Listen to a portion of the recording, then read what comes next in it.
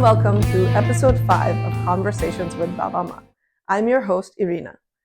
Conversations with Baba-Maa was born out of a desire for me to collect parenting stories from my community, such as my parents, aunts and uncles, older cousins, and anyone who is willing to share their stories and parenting challenges with me. In episode 5, you will meet Humaira, who is my aunt's friend and a behavior therapist, and she's learning how to parent teenagers. She has a heartwarming story, and I hope you will stay through the whole thing to listen, and thank you for joining us. It's just life is so many adjustments. Life brings you stuff and you just have to figure it out and keep on going. Do you want to live in the past, or do you want to learn something from this and move forward? So is there more you'd like to say about how you're parenting differently? I want them to be themselves. I want them to be authentic. I want them to be who they are. Hello, Humaira. How are you today? I'm good. Thank you. How are you doing? Doing well. So welcome to our Conversations with Baba-Maa podcast. Let me tell you a little bit about the podcast. It is my effort to collect stories from our community and learn about how people parent. I am a parent as of 10 years ago, and I feel like my kids are my best teachers and still going, right? So once you become a parent, life gets different and we all parent differently. So I'm happy to have you here today as a guest, and tell us a little bit about Humaira. Who are you? What's your story? What are you about?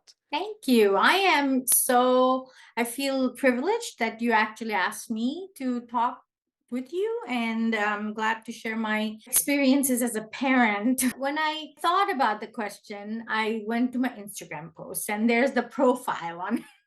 And on the profile, it describes me as a mother. First of all, I think I'm a friend. I am an aunt to my best friend's little baby, and I think I'm the best aunt. I am a behavior therapist. That's what I do for a living. I'm a foodie. I love food. I love food of all kinds, and I try to taste all of it, every single, like, as much as I can. And then I'm a vintage fashion enthusiast. I love vintage fashion. That means I do from mostly 1920s to 1970s is my favorite era. And what else did I write? I want to be I'm a wannabe world traveler, and I am also an educator of the most special. I mean, I do work with special education children who need special education services. So I think that's about who I am. So tell us a little bit about your children. So you have 2 kids, and one is a teenager. And recent teenager, right? So what are they like? How old are they, and how have they formed Humaira as a person? Oh my goodness. What I am is because of my children. So my oldest one is 14. Her name is Zahara, and she has ADHD. She has taught me so much. She is a sweet heart, like her heart is made of gold. She's a very sweet girl. She is very passionate. She is very smart. She is very beautiful. I love her. But the biggest thing she has taught me is patience. Talking back is a big thing for me. I was not exposed to that when she was little. She is the oldest, so she never really talked back to me. She was like always trying to please her parents. That's the kid I'm used to. Now, as a teenager, it has changed a lot. There's a lot of opinions, there's a lot of talking back. So patience and how to respond, and taking the time to respond before I respond. So immediately it was like, what are you saying? Well, how are you talking to me like that? I pause, I think, and then I respond. So I also learned to be open-minded. She has taught me that. I was brought up in Bangladesh, and I was brought up very sheltered, and my child is not. So whenever there's a question that's asked, I have to answer it with full. I don't hide anything from her. And, there's a lot of questions. Mom, what is this? How is this? So that is also something I'm learning. I have still ways to go. My patience level has a lot. I have to work on that. That's my oldest. My youngest is she is 7. She's going to be 8 in December. And from her, I learned that how important it is to spend time with them. She actually tells me to get off the phone whenever she's around, and then she loves cuddles. So she is very spunky, very independent, very opinionated, very strong, adorable, sweet. I love her, but she is very different than my oldest one. So both of them are teaching me. I am learning every day from them. You are a behavior therapist by training, and that's part of your job? Yes. Okay. So the question really is like, how do you bring your training there and your, work, that's all related with children to your parenting? Oh, yeah. That's a good one because I really don't. Okay. I think the work chose me. I love my job, and it is a very hard thing. It is behavior. I work with children with emotional disturbance and neurodivergent kids. So I've been doing it for a while, but it does. It takes a lot from me physically and mentally. I think the only thing that I do bring, I am being very conscious about it, is reinforcing kindness, reinforcing things that they do every day that I feel like it was overlooked when I was growing up. My mom never said that, oh, Tanya, you did such a good job helping somebody, out, or that was missing when I was growing up. So I bring that reinforcement, like whenever I see them doing everything, anything that's out, they do from their hearts, and that is kind, and that is generous, and that is what I want to see in my kids. I reinforce that. So I do tell them, hey, I love the way you did this, and thank you for helping me around the house. So those are, I think that's the only thing I do bring from my work. And that's a very different thing from what you said growing up in Bangladesh, right? Like our Mhm. parents never really thanked us for things, I don't think, right? Like you were just expected to do things, but it makes for a better relationship when you are acknowledging the things they do well. So your daughter has ADHD or was diagnosed with ADHD. So maybe just talk a little bit to me about that, because that's, how long ago was she diagnosed? How's that been for you as a parent? My ex-husband has ADHD. So when she was young, I knew that there was something, because this is my field I work with. I knew that she struggled with attention. She was a late speaker. She had low muscle tone. So we addressed those specific symptoms with therapy. Right now, the biggest struggle is her mind everywhere. Like in the morning, what I do is I ask her, before I used to write a list of things for her to do, like, brush your teeth, take your meds, eat your breakfast, pack your medication for school, blah, blah, blah. All of these things, I would write it down for her. Now I make her write it. So the self-awareness is what I'm working on with her. When she was 8, we decided to put her on medication because it was really affecting her self-esteem. My oldest daughter is not a social butterfly. She is her, and she finds her friends, she finds her people, and I love that about her. I try to be the balanced mom. So yes, she is again teaching me that I have to remind her that nobody's perfect and nobody needs perfection. So I love you. I love you just the way you are. Grades don't matter to me. It mattered to me, my mom and my dad, and I understand that. But Talk to me about your family and what are some values that they instilled in you that shows up in your parenting, and then we can talk about maybe what you might do differently from what your parents do. when I grew up, my mom wouldn't let us watch a whole lot of movies that are not appropriate. We, growing up, never talked about anything. Like, not literally anything. I was told what to do. I was told, act like this, go to school, da da da. It was never, she never sat and had a conversation with me. I don't remember that. Okay. Like, how do you feel? That was never a topic ever. Do it or this, So I moved away from that with my kids. I think I want to continue working on my kids is the respect. I think that when we grew up, that automatically that was instilled in us, that this is your grandmother, this is your grandfather, this is your mom, this is your dad. You show them respect that automatically comes. I think they lose that in their nowadays. The whole culture of independence and expressing myself and all of that gets in the way of them understanding, hey, these people are not from my generation, so I need to respect that.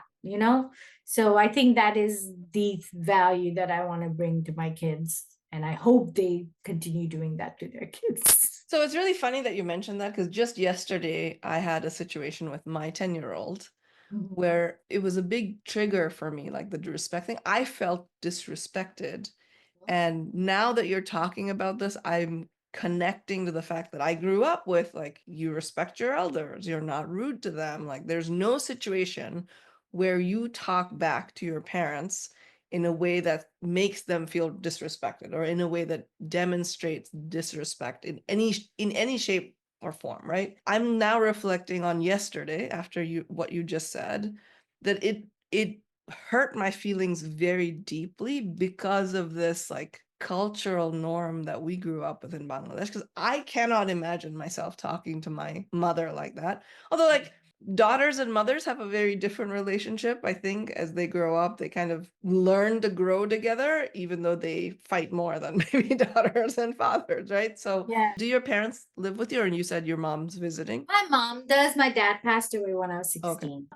She lives with me. She's been living with me for a couple of months now. Oh, okay. So, but not permanently, right? So your kids. Yeah. Well, she's always lived here. Okay. She lives in Sugarland, which is not too far away, Oh, but gotcha. now Okay. she's actually living in the house. So Yeah. I mean, that's an adjustment for myself. Yeah. So talk to us about that. How is that an adjustment, especially having gone away from home so long ago? Yes, it has been an adjustment. I mean, I struggle with that. And that's when I have to remind myself, like, my mother from Bangladesh, there is no privacy. There is no, like, mom, this is my stuff. Do not touch my stuff. Ask me before you buy something for my house, and all of that stuff that I had to put some, like, constantly remind her, and my frustration gets to me, and I guess I do show that sometimes, and my kids are like seeing that, and my kids, especially the younger one, always says, "Mom, you're so rude to Nanu." And you know what, Irina, it's not rude. I am not rude to my mom. We speak loudly, okay? Yeah.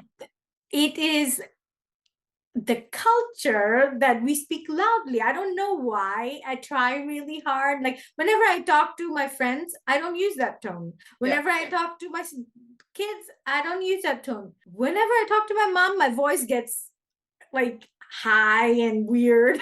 And excited, right? Like, it's like a Excited, constant. like, yeah, it's very excited. Like, Ammo, I told you not to do. Like, how many times you have to tell me?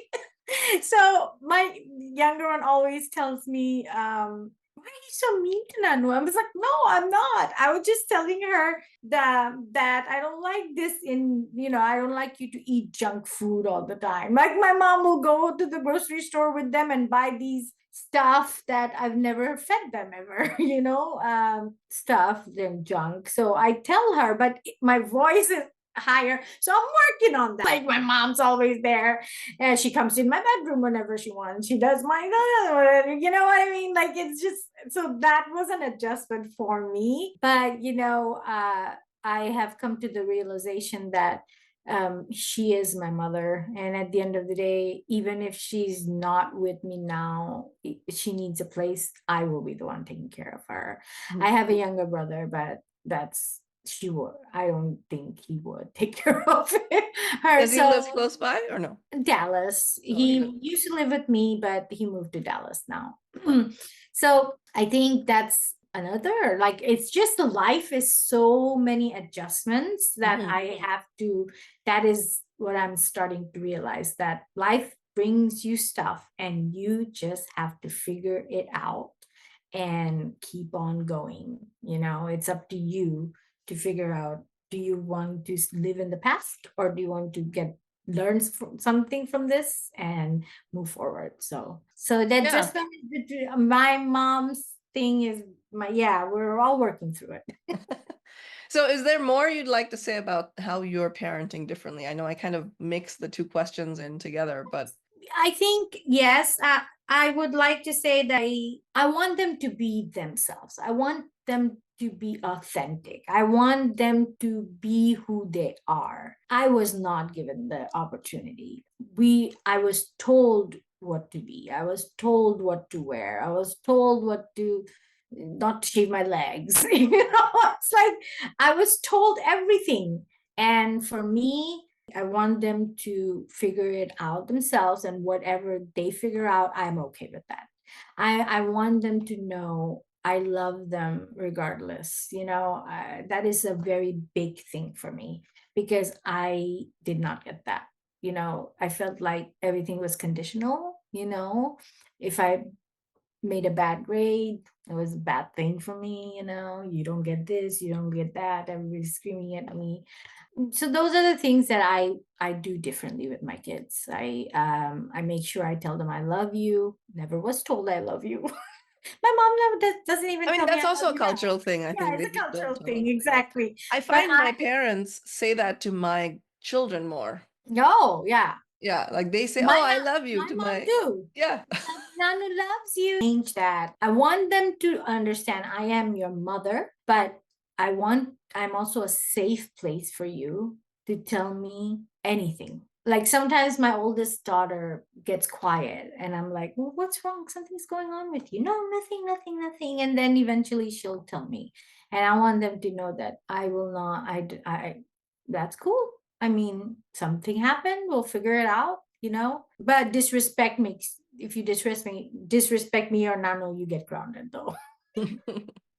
There has to be a limit there. But yeah, I think that's what I want them to know, that I love them. I love them so much that they can throw anything at me and we will work it out together. Trying to keep the individuality, also authenticity also there. So I guess that's something I never had. I found who I am in my 30s, basically. And I don't want that to be the case for my children. So tell me more about that. When you say you found who you are in your 30s, what does that mean? Because 30s, were you married at that time? And Yes. so you're married, you're not in your 20s anymore, No. single and all this stuff. So when you say you found yourself in your 30s, what does that mean to you? Me. Who am I? I was the eldest daughter of the whole family. I had to do everything right. All of these things were something that was ingrained in me. So when I was in my 20s, I went to college and that was still there. It was still who I was. I was still in under that shadow of being, this is you. You can't do anything. You cannot date. I never dated. And you cannot date was put in my head when I was 13 years old. But that it took me my whole 20s to get out of those thoughts and those expectations, right? So in my 30s, when I got married, I moved away from my mom and I started living with my husband. And that's when I started to figure out what I love. That's when my love for vintage clothes came in. But you're right, Irina. In my 40s is when I started to figure out who I am. Some things that I did figure out in my 30s were how I am, how equality means so much to me, what I do means so much to me, why I do what I do. When I was growing up, I was told I'm too generous, that I need to be a little bit selfish. But when I was in my 30s, I decided, I am who I am, and I want to be who I am. Even if I'm too generous, even if I need to be, I'm not selfish enough. That's cool. I am who I am. I will create my boundaries, and that's how I will live. So it is still there, Irina. It is still untangling from the expectations. And I feel like, man, I am old right now, but I am me, I am me finally. So I'm happier than I think I was when I was always told what to do. So that's why I don't want that for my kids. Yeah, and it's an evolution, right? So it's kind of I guess it's a bit of a trick question I just asked you, because I think everybody's always evolving and you change over time. You find your identity, you let go of your identity, Yes. you are always figuring out, and there's no limit to who you can be at what age. We kind of put some of those limits on ourselves. I wanted to ask though, like when you said your work found you, that to me kind of talks about who you are. So you want to elaborate a bit about like what you mean by your work found you? Yeah, sure. So when I got out of college, I had my psychology degree, and I was like, what am I gonna do with my psychology degree? But I love psychology, so I loved it. I loved abnormal psychology. I loved so much about there was a poster of a child with beautiful eyes, looked so innocent and cute. And it was like, do you want to work with this beautiful child for $10 an hour? I was like, whoa, $10 an hour is a lot back then. So I started working with him. He was a child with autism, like they call them autistics now, I think. But he needed a lot. He needed a lot of support. So what the science that I practiced was applied behavior analysis to shape behaviors, to change, to teach them communication, to teach them functional skills, and it was so challenging, but I loved it. I loved the fact that after 2 months of working with him, he could go use the restroom. I loved the fact that not only him, like eventually so many of the kids I worked with, even it took 3 years, they were talking, they were communicating. They told their moms, I love you. They told their parents, hey, my name is, look, Cora, like whatever, like the changes I made, I would not change that for anything. Eventually, when I went to the public education, I started working with emotional disturbed kids, which is big deal for me. And that actually solidified it for me more. Like, how can I help them? These kids come from trauma.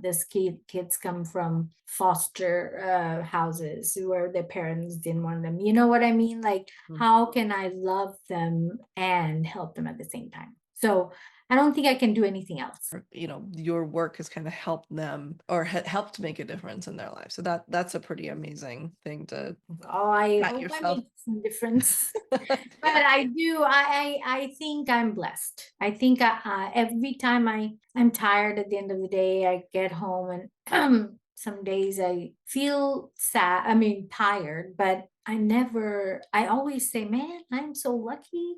How many people can say that they do something that they love? I Yeah. am very lucky. And you have a clear path to seeing that progression, which would be very rewarding. What are some meaningful things you like to do with your children? Meaningful activities? You remember that our TV didn't start till 5 o'clock, right? TV shows. Yeah. Yeah, we had to wait, and there was always like one cartoon we could watch, like maybe Thundercats or something, and then Right. there's nothing until like maybe 8:30 or 8 o'clock. You could Right. watch Prime like time. MacGyver or something, right? Yes, yes. So for some reason, watching a movie, Before cable TV, basically. Right? yes, Yeah. watching a movie is a comfort for me, like with my kids, and they don't understand. They're like, oh, what, I want to play with this, I want to play, like, but then when us three together under a blanket watching a show together brings me so much joy, and I know it's selfish. That's not. And I'm like, yeah, why am I making them watch Chitty Chitty Bang Bang or one of these old classic ones that brings me so much joy? And they're like, okay, mom. But I love doing that. I want them to, and my youngest loves it too. My older ones, yeah, that's iffy sometimes. But I love that. And eating out. Oh, again, everything that I did when I was a child with my parents that brought me joy, I think I end up doing the same thing with my kids. Maybe I should change that up a little bit. No, I mean that's part of going back to how we live more similarly to our upbringing than we might think, right? So it's more what are the things that gave you joy when you were a kid, and you're trying to kind of recreate that in certain different ways. Like you're not in the same environment, you're in a different place now. So I like to ask my guests some quick fire questions, but they don't have to be like one word answers or anything. You can Okay. elaborate, but just faster responses, I guess. So the first one is, what is your favorite parenting parenting tip Favorite. I mean, my favorite. I for just my audience? Okay. I think showing them love every day, showing them, just hugging them every day, even if they're 17, 18, I don't care. I'm going to hug you. You're uncomfortable. It's okay. I love you and I love you and I love you and I love you. And I want you to know that. So showing love, I think, is important. What are the values that currently define your life? Authenticity. See, I told you, I'm still finding out who I am, right?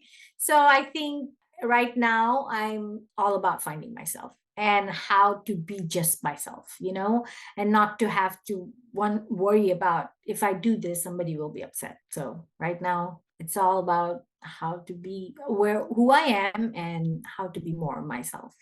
So for what it's worth, and we've had limited interactions over the years, but I find that you're one of the most authentic people I know out there. Like, Oh, when thanks. when my mommy, your friend, said, "Oh, you should talk to Humaira," I was like, "Oh yeah, she's cool." Like Yeah. that's kind of where my head went, is you're one of the most authentic people I know. So you're living it. Thank you. I Um, appreciate that.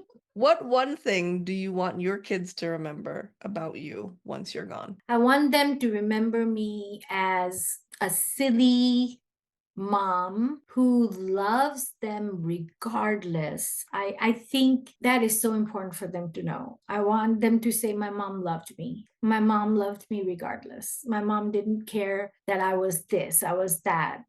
She always told me she loved me. She hugged me at the end of the day. Yes, she lost her temper sometimes. We all do. We all do. But before they go to bed, I always tell them, I love you no matter what. So I want them to remember that my mom was silly and I'm not structured. I want them to grow up like they are, and I want them to know that I love them with all my heart. Very nice. What have we not talked about, Humaira, that you would like to close with? I think parenthood makes you so different, right? I was such a selfish person before. Like, oh my gosh. Like, if I think about it, it was all about me, me, me, me. And I totally understand. My ex husband always used to say that. Like, don't you think about anything except you? Nah, well, until I have my child. I had my first kid. My Zahara I was 35. So I was pretty old. And I was 42 when I had Sama. So even that, you can see that even that I chose for myself. I chose to be without a kid until I was like, okay, time's a ticking. I need a kid. So, but it brings me a joy. It brings us as a parent, like us, hopefully for everybody, a joy, a purpose, and so much in I would not do anything differently in my life, even if after so many years it was very difficult. I was with my ex-husband for 19 years, and the whole divorce was very difficult, but I wouldn't change anything because I have my kids and I wouldn't have them without him. So I think that's the main thing, is parenthood change you to a point where you just everything is the love for the kids are so much more than everything that you go through, and it makes it worth it. Yeah, and it's interesting that until you have children, in my mind, like you don't understand how love grows, right? Like love is infinite. Like you don't love one child less than the other, and you think you don't have any more capacity to love after the first child, but then that changes when you have the second one, right? So Yes. that's a beautiful note to end on today. So thank you so much for being with us, Thank and I you for appreciate inviting your me. time very much. I appreciate you, and hopefully I'll get to see you soon. Yes, hope to get to see you soon.